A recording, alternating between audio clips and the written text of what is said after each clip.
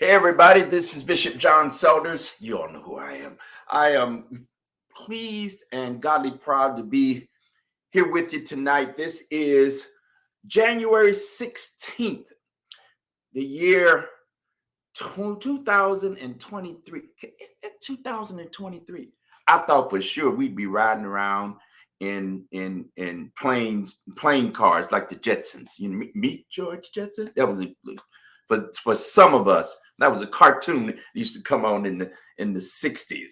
I had all kinds of theories about what we'd be doing, you know, in this new millennium, and some of them have come true. You know, we got these little computers in our hands, and you know, we can do things like what we're doing tonight. Get on this little instrument, and all of a sudden we are all over the globe in a sharing of ideas and communicate. Hey, listen, technology is great, and where technology is great, it also will frustrate the dickens out of you. I mean to tell you. And so we're glad to be here with you tonight, and I'm so pleased. I'm so pleased to have a dear friend and colleague for about the time we've been here in Connecticut. I knew of this guy. He's a little bit older than me. He's a little bit older than me, and we got to meet each other and became fast friends and have shared in many different kinds of contexts. We've done some activism together. We preached in various places, and they bestowed upon me a great honor, and we'll talk about that a little bit later. He and his congregation. He hails from Youngstown, Ohio. He is a Youngstown, Ohio. He went to the Ohio State University. I think he went to the. He'll talk a little bit about all of that. But you know, anybody goes to the anything, that's something particular. I'm gonna just say that right there. I'm putting that out there. Let me introduce to you my friend, my brother. He's now the Rabbi Emeritus. I don't know what that means. That's too big of a word, Emeritus. But he served for many years as the Rabbi of Congregation Mishkan, Israel, in Hamden, Connecticut, just north of New Haven. Brother Herb Brockman, that's my friend, my brother. Come on out the green room and come onto this platform. Welcome, my brother. Thank you. Can you hear me? Huh? Can you hear? You can hear me. I can hear you very well. I need to press something. No, you don't have to do anything. I'm pressing all the buttons tonight. Okay. Going out. I'm pressing the buttons. Press my buttons a lot. I can. So one of the things, as a way of introduction, one of the things I can always anticipate and be rest assured, be very, very confident in hearing from Herb when there's something going on and he believes I have left out Jewish folk. Mm-hmm. When he believes I've left out some Jewish people, he's gonna call me on it. Say, hey man, seems like that's a good thing. Where the Jewish people at? And I like that. Let me tell you why. Because I think the same thing when folk are doing things, and where the black people? Where the black people at? You know? And so when you have friends, you can call friends and say, hey, what's going on with this, that, and the other, and get a straight answer. And I have appreciated over the years that when it comes to justice stuff, Rabbi Brockman is going to be on the scene. And so I can call him and say, hey, man, I'm going to need your help because this is a heavy lift. And he'll say, how heavy? I tell him the story. He said, okay, yeah, that's heavy. I'll be there. I'll bring a couple of my friends along with me. And they always show up, and we always show up for him. Can you, as a way of introduction, can you talk about where you're from? And you and I also share this as well. You come from a long line of rabbis, generationally, as I come from a line of preachers, Christian preachers, ministers and preachers and pastors. So could you talk a little bit about your formative years, how you came to be Herbert Brockman? Well, a long time ago when I was first born, I was born in Youngstown, Ohio, which is, for people who don't know, a steel town. It used to be a steel town when there were steel mills that were still going. It was an extremely diverse community. My father was a rabbi. I'm the 7th generation rabbi.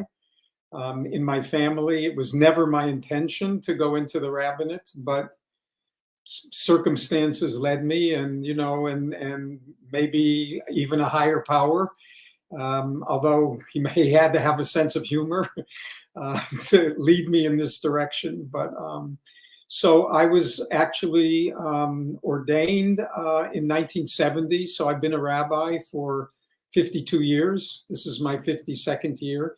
I retired, as you said, about 3 years ago, so I'm the Rabbi Emeritus.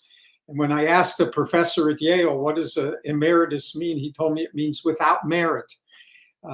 So I don't know what that means, but I'm a retired rabbi. The congregation now has a new rabbi that's been there for the time since I left. As I said, the community in which I grew up was an extremely diverse community. It was a mill town, so there were in my high school, there were 2 high schools in the entire town of 180,000 people. There are now 60,000. It's really breaks my heart to see what happens to these, these communities in the Midwest, particularly industrial communities. But when we were there, it was a thriving, wonderful community with people. I would imagine about 25-30% of my class in 1961 were people of color, about 30%, I would guess. And we all hung out together. It was quite an extraordinary experience. So as I kind of was mentioning earlier, the first time I was in the South, I met a girl, and she happened to be from North Carolina. And so when I went down to visit, it was really the first time that I experienced segregation, of at least racial segregation in the South. And as I was telling you, as I entered her town, there was a huge billboard. And I will never forget it because I'd never seen anything like it. And the billboard was a man on a horse wearing a white robe and a white hood, carrying a lance. And the saying beneath it said, "Welcome to Klan country." That was Goldsboro, North Carolina. And, those experiences, that and being there with her in 1961 before civil rights law was passed and voting rights, it was shocking to someone who had never seen anything like that. I would once again, in a number of different other circumstances, and I can share this with you later, about when I was in the military service. That was also segregated, and quite an extraordinary thing. I was in 1968 on my way to Vietnam, and we were trained by the chaplain school. I was a chaplain, of course, and there were chaplains from all different denominations. And there were white chaplains and African American chaplains, and we all went through the same experience together. And then we graduated, and I can still remember this as if it were yesterday, on the parade field during graduation, 1968. And they finished the ceremony, and then before they say fall out, it's over, break ranks. They said, before we end, let me just read a list of chaplains' names to report to the JAG office, the Judge Advocate General, the Attorney's Army Lawyer's office. This is in New York, Fort Hamilton in New York. And they read a list of names, and then he said, fall out. And so as we fell out, we noticed that all of the officers, we were all officers, lieutenants and captains. All of the officers whose names that they had read were the black chaplains. So we thought, what is that all about? That's a little weird. So a few of us hung out on the parade field waiting for them to come back from the JAG office. And when they came back, we said, what did they want? And they said, well, they gave us the Green Book. If you saw the movie. So we had all been assigned to different forts. So you would report to a fort, and then they would ship you out to Vietnam. We were almost all going to Vietnam. 68 was the beginning of the Tet Offensive, and the buildup, the military buildup. And so these guys, if they were going to particularly some southern fort, they were given certain instructions where they could stop to eat. Only stay on the main highways. Do not speed. Do not wear your uniform, because they will think you stole them. They will not believe that you're an officer in the United States Army. And these were guys like us. In that time, they were all men, all going to war. And it was like, this can't be happening. And we'd never seen anything like it. We were so unused to it. And it was such an extraordinary reality that we were facing, though, of course, because of great leaders like King and others who taught us about, the effect of what was really happening in this country. It was amazing. And then this morning, I happened to hear Senator Warnock, who was being interviewed on MSNBC, and he talked about his father. He was born in 1969, but his father had been in World War II, and he came home and he was in uniform on a bus. And the bus driver came over to him and said, excuse me, can you go sit in the back? There's a white teenager needed a seat. And this kid, this man, his father, who had just gotten back from the war, had to get up and sit in the back of the bus because this kid needed to. So these are experiences, thank God, that at least in some respects, we've been, working on what it means to live in a just society, and a society where character over color, where, all that stuff. Yeah, anyway, I learned it as a child, just from personal experience, and then seeing what it was, and silence, as they say, silence is going along with it. It's you're you can't be silent. You have to stand up for what you believe in. Anyway, that's my story. Yeah, well, thank you, Rabbi.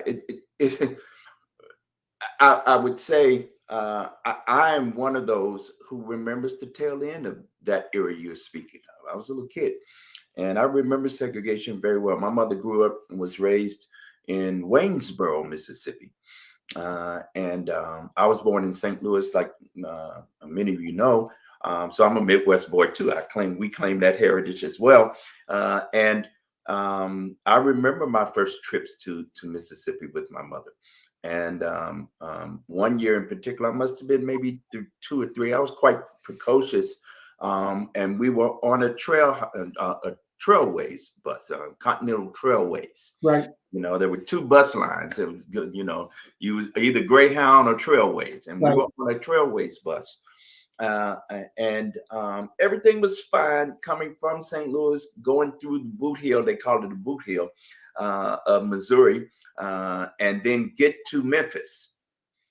Then the flavor and the vibe shifted.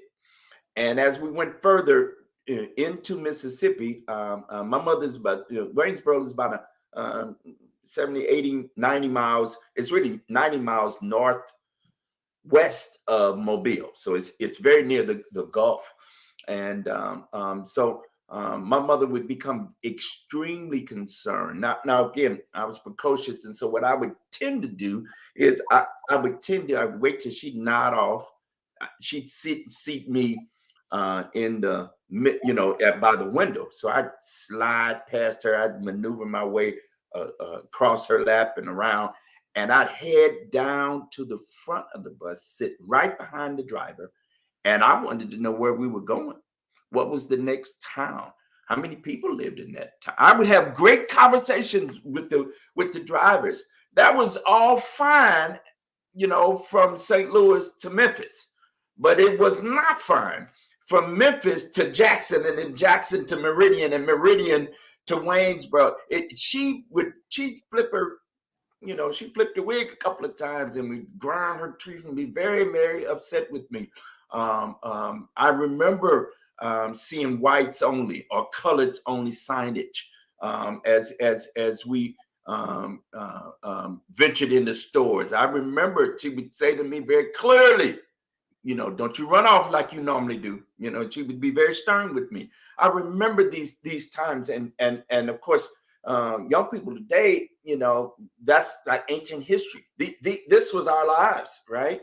And that was the visible, some might say more extreme versions of what living in this country meant to some of us, right? And the experiences of those of us from the other side of the tracks. It is this work that Dr. King spent his entire ministry career. I say to young people, especially as Black Lives Matter kicked off, we were in conversation with some of the young leaders and young Turks. I would say, the civil rights movement was a youth movement. Dr. King was 26. Right. when it jumped off in Montgomery. He was 39 by the time he was assassinated. In that 13-year period of time, he got a lot of work done, but this was really young people that were by and large involved and were, providing leadership. It was, Mrs. Hamer, Fannie Lou Hamer, or Mrs. Baker, Ella Baker, or even Mrs. Parks, who were older, who were in the movement. They were considered some of the older ones, but here, folk, Dr. King and Ralph Abernathy and the ambassador, these are young people. Cheney, Schwerner, and Goodman. I mean, 2 of them were college students. Philadelphia, Mississippi, right? So, right. And we used to come through Philadelphia, Mississippi, just not too far from Columbus and Macon, Mississippi. Right on Route 45. I know those spaces very well. It is. Today is the official holiday of Dr. King's birthday. It's a placeholder for us here in the United States and throughout the world, quite frankly, about not only the honoring of Dr. King and his work, the remembering of the work and the nature of the work, and really the telling of the stories. Rabbi, you're of Jewish roots, and I happen to know with Jewish folk, the telling of the story is everything. Storytelling is everything, and in fact, if we don't tell stories, then in fact we've done the disservice to those who come after us, right? If we don't tell these stories and tell these stories in the ways that we need to tell the stories, and for me, the focusing on Dr. King and I have a dream today, yeah, that's cute, but for me, it was the struggle after the victories of 64 and 65, where there was real struggle and tough times. He came up north with the same intention and the same strategies that they had down south, and they was getting their head handed to them up north. Chicago was a bust. The work that they were doing with Breadbasket, in New York, not so much. So can you talk about a little bit? You 68, you were in the military, Tet Offensive, right? By 1970, just the period just after Dr. King's assassination, you were ordained to the rabbinate. Could you talk about the nature of the work? And by the way, you got to do a little bit of storytelling about Rabbi Abraham Joshua Heschel. If you would, if you do just a little storytelling, these are some champions and some warriors. Dr. King and Rabbi Herschel walked hand in hand. He was on the bridge. A lot of people talk about the Edmonds Pettus Bridge. They was on it. They were not, but he was, in fact. So can you talk a little bit about, in the specific way, the work of the Jewish community in partnership with the African American community, especially during that particular time? Talk about those early years of your ministry. Well, so can we talk a little theology too? Because, for us, so the idea, and King talked a little bit about this, but with Heschel, they formed this bond over two things: the concept in the Hebrew Bible, in the Old Testament, that God begins creation, human creation, with one man and one woman, and by the time of the first, second century, the rabbis wanted to know, why did God do that? In other words, what's the lesson in the story? And the lesson in the story was that God began the world with one man and one woman, so that no one would ever be able to claim my ancestors are greater than yours. And that's a very powerful thing in Jewish tradition. It's in what we call the Talmud, in the writings of the rabbis. That's something underscored as being very important. And then, of course, the other piece is the story of Moses. That really the Jewish people, the movement from slavery to freedom, is what God expected of humanity. That's the image. And for King, that was particularly important and something that they shared in common. They often talk about the story of the Exodus and how speaking, here's this Moses who stuttered and who had a problem going before the Pharaoh and speaking truth to power. Moses became the paradigm for the obligation of anyone that claimed leadership, that claimed that they were doing this in the name of God. And that was very important because obviously Heschel was very religious, and Dr. King was, in his way, all of this came from a common background that he and Heschel shared in common, and often talked about that in their lectures. They gave lectures together in different places. So that was a very important theme, a common theme that they held. The other thing that I wanted to say is that, so within the Jewish community, the idea that this was important, but it didn't always hold. So now that I've said some nice things, I'm going to say some not nice things, because Heschel's experience at the Jewish Theological Seminary was not a positive one. You know, he went off to march on the bridge, and when he got back, his colleagues were saying, "What are you doing? You know, why aren't you teaching scripture? Why aren't you?" And he said, you know, why aren't you praying? Why aren't you in chapel? Why aren't you, you know, you should be in chapel. And he said, when I'm marching, my feet are doing the praying. So he was chastised by his colleagues. Now, the reason I say that is because my experience in 1967 was integrating a restaurant in Cincinnati, Ohio. I was there in graduate school and seminary, and I went to Hebrew Union College and seminary in Cincinnati.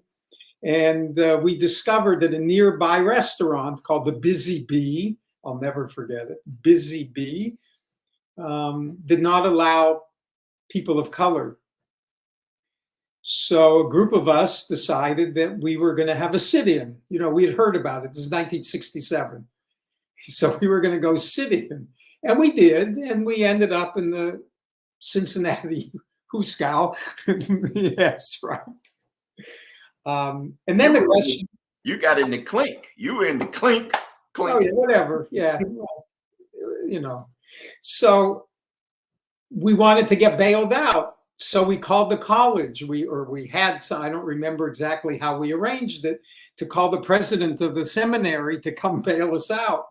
And his response was, "You got yourself into the problem, you get yourself out of the problem." Only one faculty member, and I will go public with this, only one faculty member in the middle of the night came down and bailed us out. And that was the guy that taught the prophets. Isaiah, Jeremiah, Ezekiel, Amos. That was the guy who taught it, because not only, and he was the most boring professor I ever had in my life, but he really understood the prophets. He really understood what it meant. So for me, as I began, I was ordained in 70, so this is 67, he represented for me the reality of what he was teaching. These weren't just words that were in this ancient book. This is exactly what the lesson. He became the lesson. He became the representative of the prophets that inspired us so much, even though he wasn't a terribly inspiring professor. It really was. And that meant so much. That was so important. And then my experience a year later when I was in chaplaincy school, and this thing happened with the Black chaplains, and the reality that, you know, some of them may not be coming home. And here they are, and, you know, they can't even stop in a restaurant and go to the bathroom or get a cup of water, you know, can't go off to see a site, or, you know, had to stay on I-95 if they're going down south or whatever. It influences you in ways that are so important, and that people remember. And, you know, wherever we are, we're just, you know, as they say, standing on shoulders of great people that came before us. And that's why we celebrate, you know, King is a reminder that it ain't done. And we still have obligations to do. That's and so right. I try in my rabbinate to do that.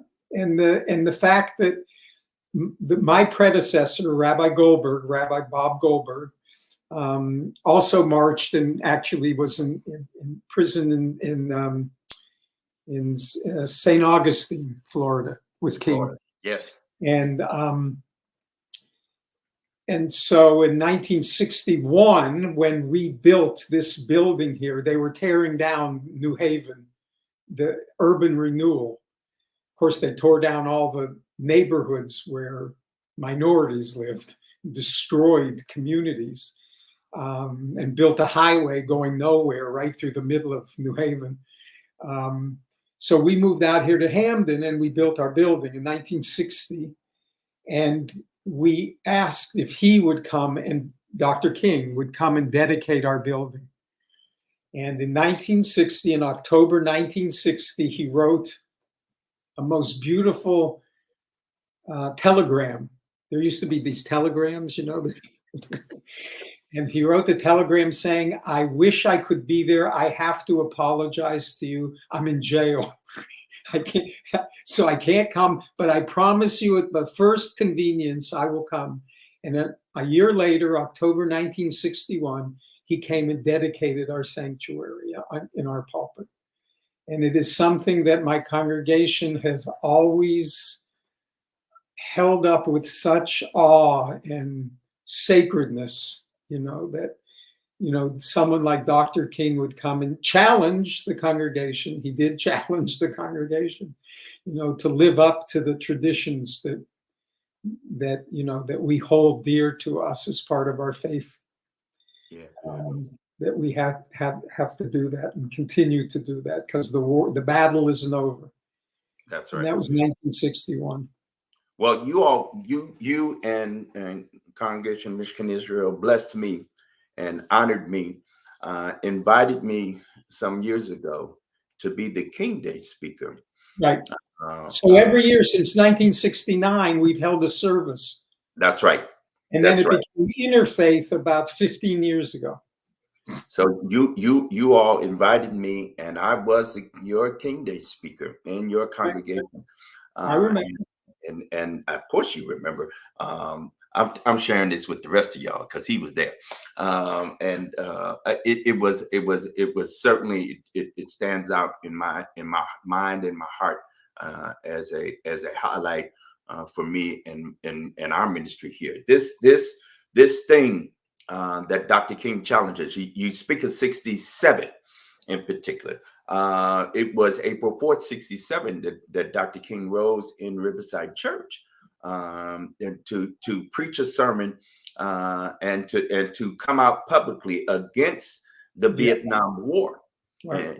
And in that sermon, he mentions what he called the triplets of evil: racism, militarism, and materialism.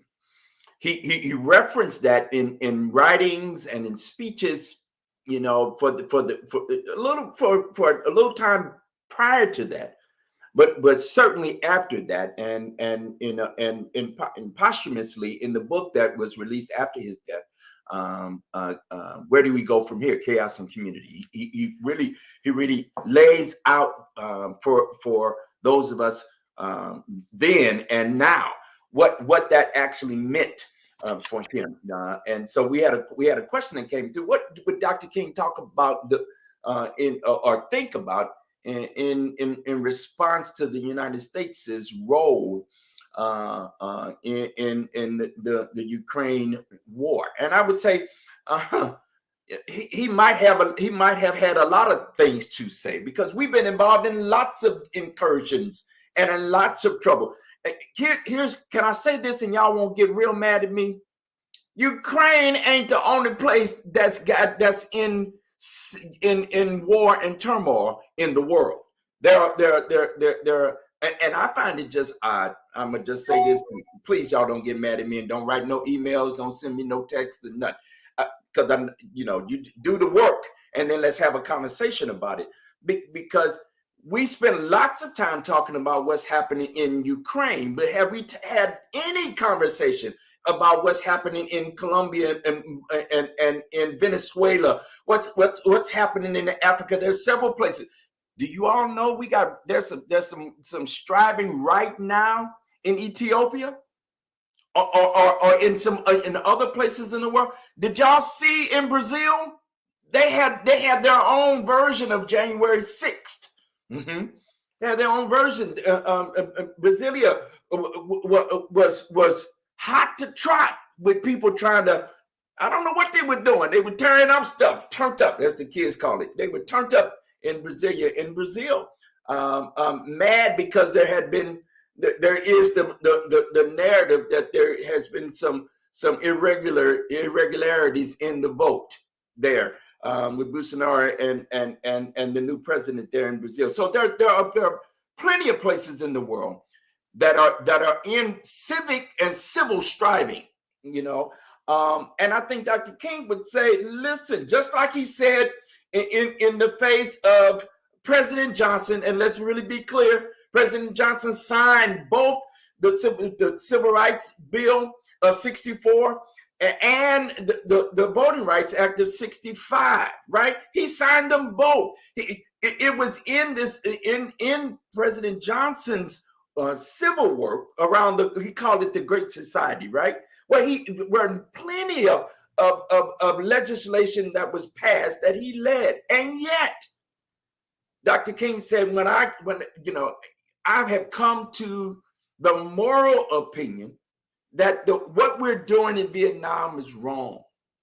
And I would say Dr. King might say the same thing about several of the incursions and several of the wars that our involvement have been in. And that's what I would say, Dr. King. What say you? The vision that King had and the sense of purpose was not limited. It was so expansive that it took in all human oppression. That to him, you can't resolve this piece as if it existed separately.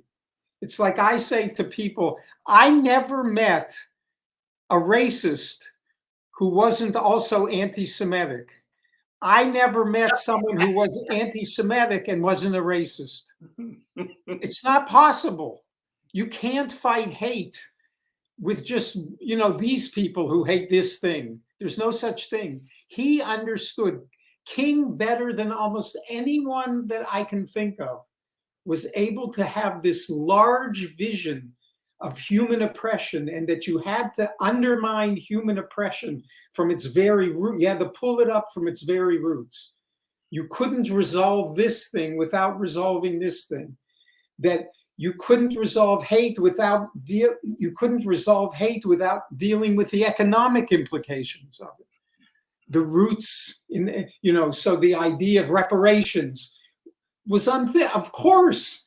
I mean, the whole thing rests on that. He was able to see the larger picture where most people can only see a little piece of it. So when you say something against someone else, you're saying it against everyone.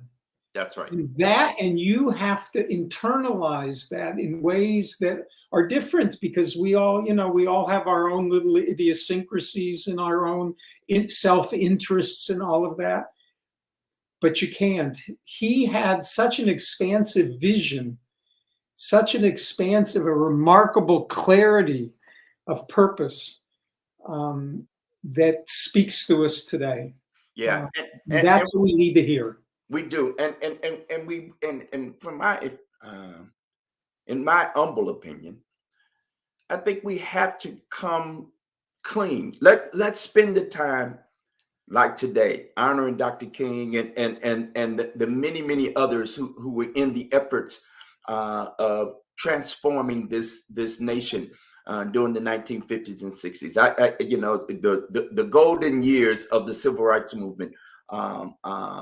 Some might say those were it, and I want to give them their just due. The historic movements and social movements that had at the center of those social movements faith.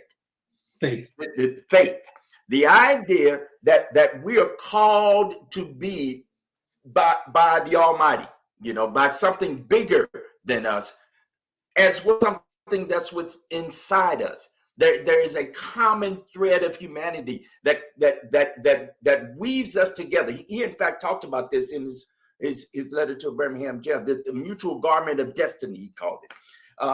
That we are together, and in fact that somehow the work that happened then has a continuation, and in fact for us what he talked about then, these triplets of racism, militarism, and materialism, are the same triplets of evil. I would suggest that's driving folk to war. It is not beyond me that we had an economic.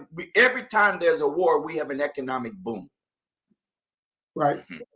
But what's that about, y'all? What's that about?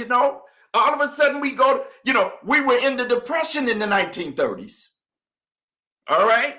we would, let me go back. World War I occurred, and after World War I, in the 20s, the Roaring 20s, y'all call it. We call it the Roaring 20s of history. Then we had an economic downturn. Here comes what we call that period of time, the Depression, the Great Depression.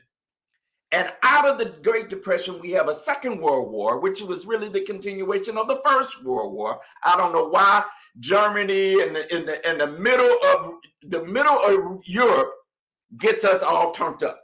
I don't know what that is. Herb, you have to help me with that later. But then we out of the 1940s, we have an economic boom that occurs here in this country, the 50s and the 60s, into, some of us would say, into the wars in Asia, Korean War, and then Vietnam. And then after which, the joys and the frills that occurred in the 90s. I think some of us would see a through line and a connection into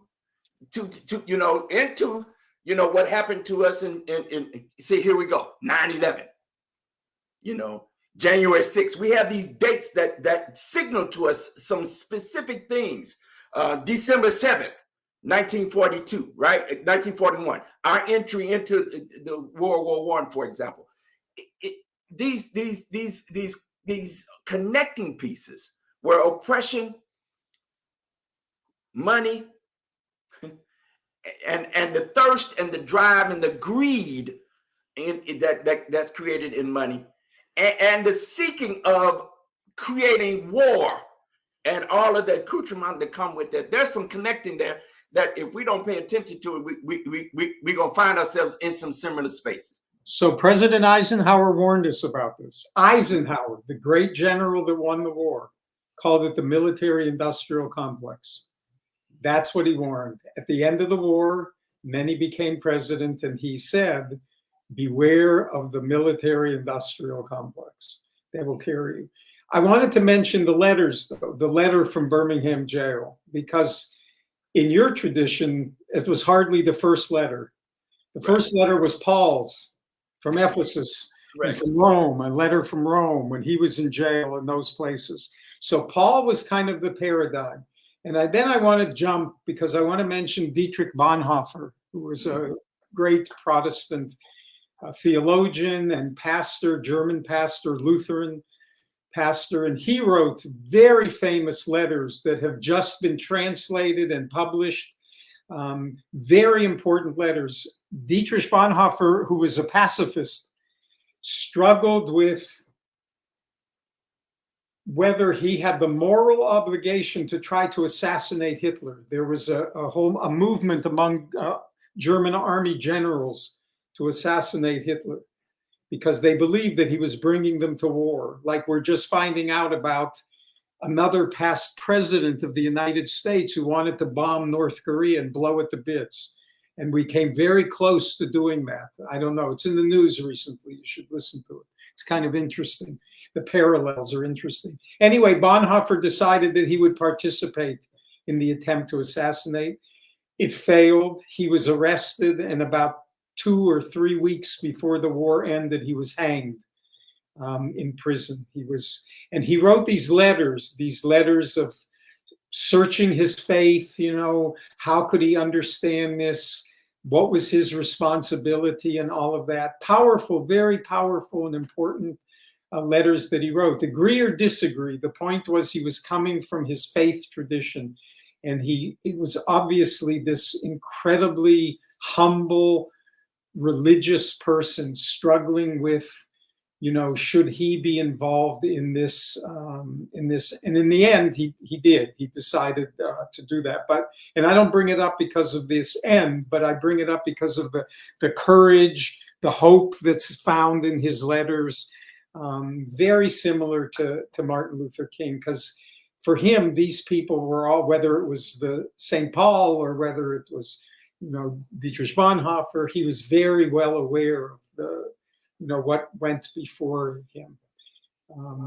Very powerful. And faith, as you say, Bishop, faith is very at the absolute heart of all of this struggle. Because without the faith, it's just politics, one over the other, who can beat the other. When it's faith, it's something very much deeper and very much, to my mind, more important. I'm gonna say one more word, and then we're moving fast. This hour goes by very fast. I'm clear for me that when it comes to the things that are happening in the world, again, I want to step back to say, King and others did their work in their time, right? That's it. You're referencing Dietrich Bonhoeffer. The struggle of a pacifist to say, I might better get involved and do something here, because if this person, I'm speaking of in Bonhoeffer's case, Hitler could get us all in a world of trouble. And history says that if he was not stopped, his inevitable end would have been the eradication of more and more people than already did suffer under his political thinking and the regime that was built around the Third Reich. Here was a pacifist Christian minister, Lutheran, who struggled and ultimately said, I got to get involved, right? In his time. King got involved in his time, and Mrs. Parks and others got involved in their time. My question is, I get questioned all the time. What would King say about this? Or what do you say about this?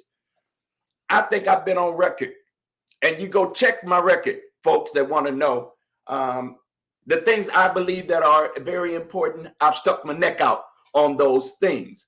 And if in fact you have some things that you are concerned about, what is your faith? What is, let me, since I'm a preacher, I can use preacher language, right? What is God calling you to do? Stop pointing the finger at what you think I ought to do, or others that think what Rabbi Brockman ought to do. What are you called to do? And one of my teachers, my soul teachers, Howard Thurman, says, don't ask the world, what you should be doing. You come alive yourself. In other words, I'm paraphrasing his words. You come alive and go do what makes you passionate, what makes you come alive, because that's what the world needs, is not somebody else coming alive on an issue that's unrelated to you, but you coming alive on issues that are related and make you passionate to move and do and exist in the way that you feel is responsible to the call that I'm going to say God calls you to do. We're in a very interesting time.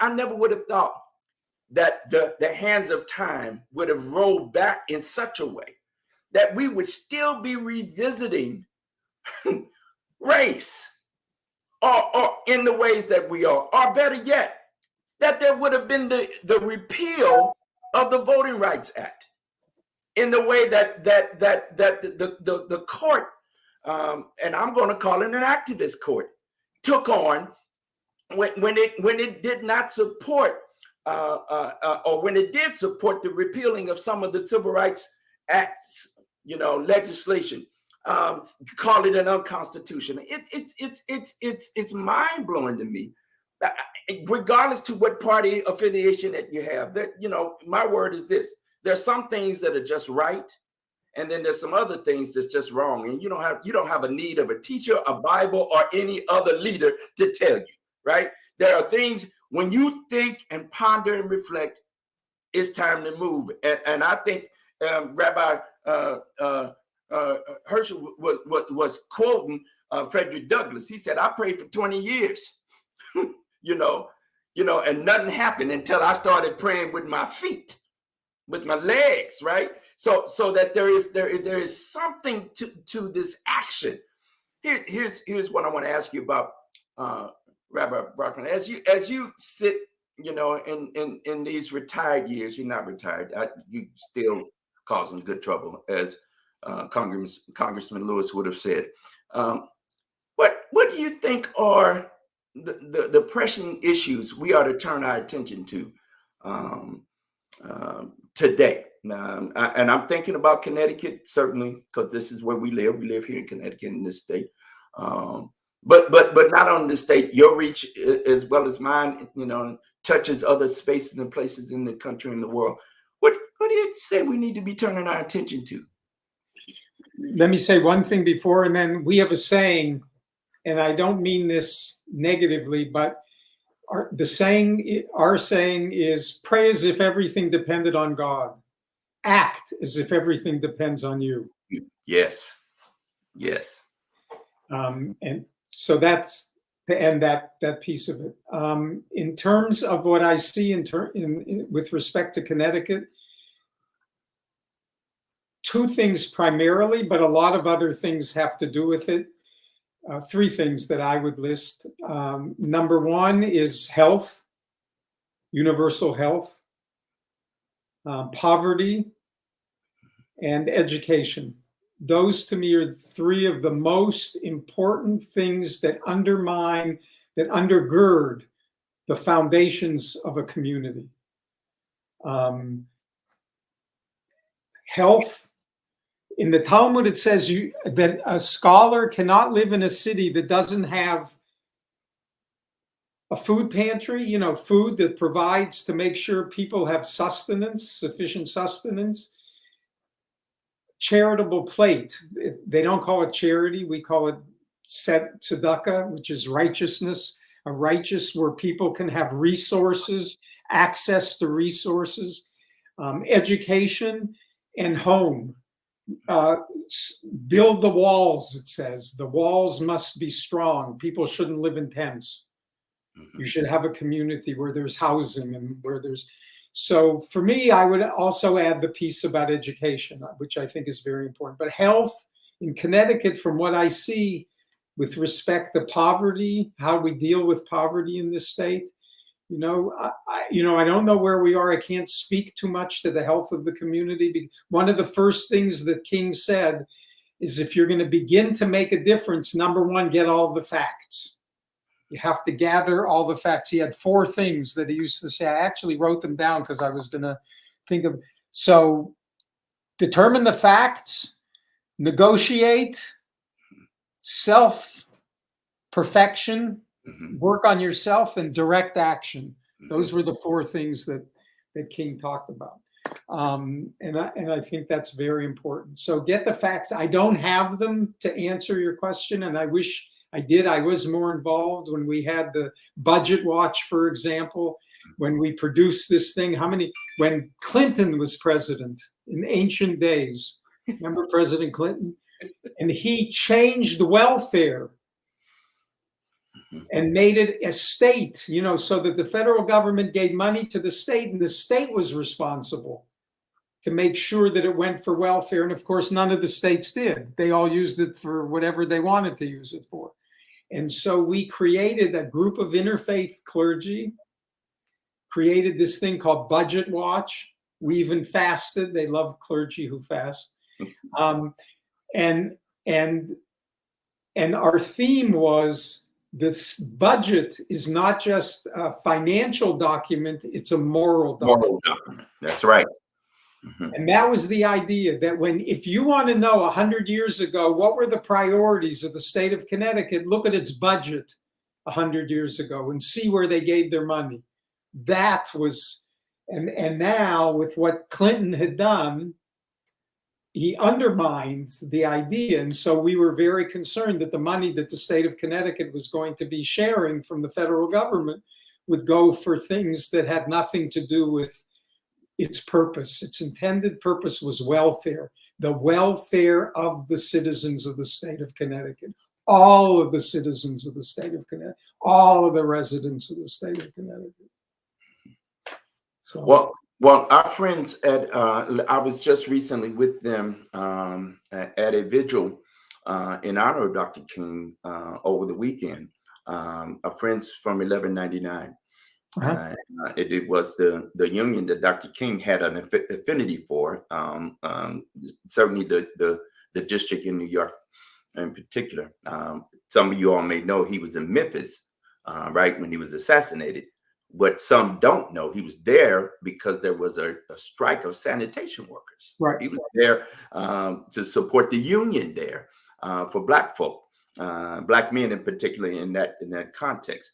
And one of the things that 1199 has suggested that their priority is going to be about is no member of 1199. 1199 represents healthcare workers, those who work in the healthcare system here, in by and large, that every one of their members are to be raised out of poverty.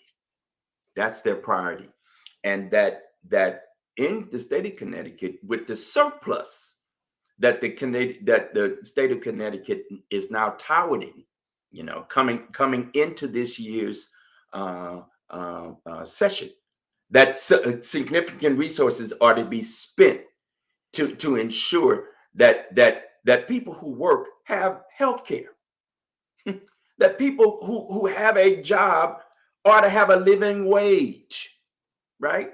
And I know we just went through this, $15 wage here in Connecticut. That's not a living wage. It's more like $25 for a single person. But what does a family, a single mom with 2 kids needs about $90,000 a year to actually have something that we might want to represent as a living wage to live fairly comfortably, here in Connecticut. So what does it, these I don't know what's in the minds of some of our folk and good, I want to say fair-minded folk, that if we're talking about what's right, that we aren't to be championing some of these things. You're talking about the work that you all did as faith leaders and others back during the Clinton administration. Here we are in the Biden administration, 30, 40 years later, here we are, and needing to fight some of these same battles again. And so I say we got our work cut out for us. There are ways in which, any of you who under the sound of my voice can get involved. We at More Monday CT and I pulled Rabbi Brockman into as many fights as I can. Sometimes kicking and screaming, he'd be like, "Why am I showing up? What are you doing now, John? I don't know what you're doing, but okay, you're doing it. I think it might be all right at the end of it." There are multiple places where we get into the discourse and the dialogue, but more importantly, I don't just want you to talk about it. I want you to be about it. That's what the kids would say. The lesson to us. So Jacob, going back to the Bible, Jacob's name is Israel. Jacob wins the blessing, God's blessing, through wrestling. He wrestled with God, and that's how he got the blessing. And that's what we need to do. Never give up the fight. Never stop wrestling. That's right. I love, African Americans, we'd say, we have a phrase that Jacob wrestled with God, and he said, "I won't let go until you bless me." Until you bless me, right? Right. That's right. And so the struggle continues. The struggle for folk to have a space where they actually can live in a space. And I say this often.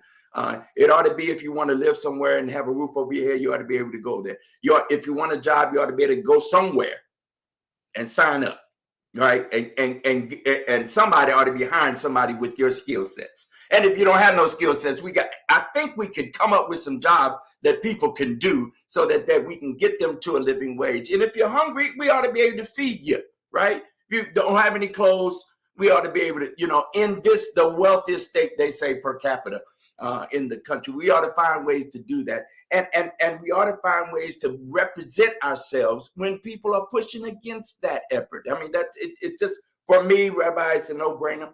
And I think for us, we ought to be championing that, whether that's in the halls of our state legislator or in our capital in Washington, D.C., or our town halls and our city halls, or in our community organizations and in our congregations, in our churches, in our synagogues and our mosques. We ought to be championing those causes, you know, in all kinds of ways. Every space we exist in, we ought to be saying, let's do what's right to those who what I would call, you know, now I'm gonna quote Jesus, Rabbi. I'm sorry, I'm gonna quote Jesus a little bit. He was a friend of yours anyway. He was a friend of yours, you know. Moses, he's a friend of mine too, right? And Jesus said, "These are the least of these, man. You know, what you've done to me, you're doing, you know, you're doing to the least of these, you're doing it to me." And from that, in my thinking, that's where faith leads. It guides us. I say, Dr. King, we call his name again. We invoke his name as one of our ancestors. We invoke the name of Rosa Parks and Coretta Scott King and many others. We invoke the name of Rabbi Abraham, you know, Joshua Heschel and others, and so many others who championed causes, who took the heat, right? Jacob got up, and they tell me, I think I'm in both of our books, our holy books. He walked with a limp after he wrestled with God. All right, so there was some, you know, there might be some. Price to pay. That's right. That's right. That's right. Rabbi, any final words you want to say? We need to get off this line. No, it was just a blessing to be with you today. This is a really special day, an important day, and it was nice to be with you on such a day. I appreciate it. Blessings to you and your beloved and your family. Please pray for me and mine. It is so very important, friends, as we conclude tonight, that you find ways to activate and get involved. I can't stress that enough. From the Christian tradition, we say faith without works is dead on arrival. It just you if you claim faith, it ought to have some accompanying action, right? And so find ways to get involved, find ways to do the work of justice, find ways, from my perspective, to do what's right, what's moral, and what is righteous. I appreciate again. Thank you, Rabbi Brockman, for joining us tonight. And we will see y'all again, same bat channel, same bat time. I'm a product of the 60s, so I watched a lot of TV. Probably was home alone too often in front of the TV. Y'all pray for me. I appreciate very much, Rabbi. We'll see you all again next time. All right. Peace.